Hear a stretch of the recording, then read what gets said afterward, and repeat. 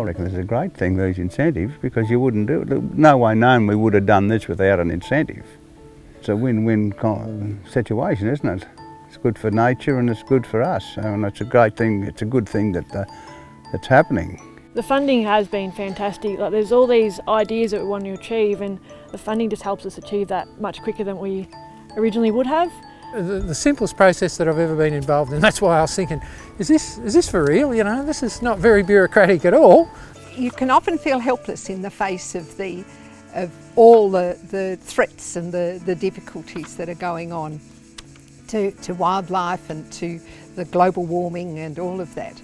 And so this is just our bit that we can all get going in, and I've got nephews who are very excited. The formal contract we have is a commitment for us to do it properly and to keep the standard up. You know, it's a partnership, and I think that is one of the real things that will move it forward, and it's so rewarding. They all have different backgrounds. Some have a lot of knowledge, others have very little. And what this program allows is for landholders to get funding and either pay contractors to help them do work or to do the work themselves.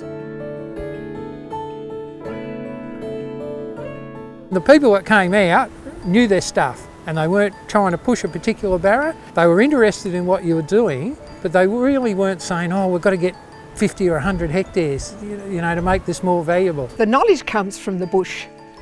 The bush teaches us. When you get to my age, you want to leave the world a bit better place than you found it. That's Carol and Molly's attitude. More people get involved in the conservation movement through incentive programs like Northern Eco Connections. We wouldn't have been able to achieve what we have so far and what we plan to achieve without the funding, so that really helps us.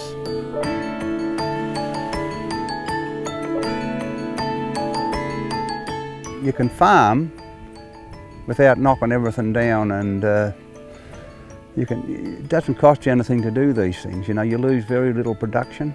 It's been a great opportunity to be out and speaking to landholders face to face and listening to their stories and hearing what great things they're going to do with our funding. The joy to me is living here and having projects like this improving the land. When farmers are going through tough times, they like things to look at least nice, and you're going out into a dry paddock, feeding stock every day. If you can come in and the trees are growing and you got a windbreak where there was an ugly old scar before, then you feel a little bit better about yourself and about your land.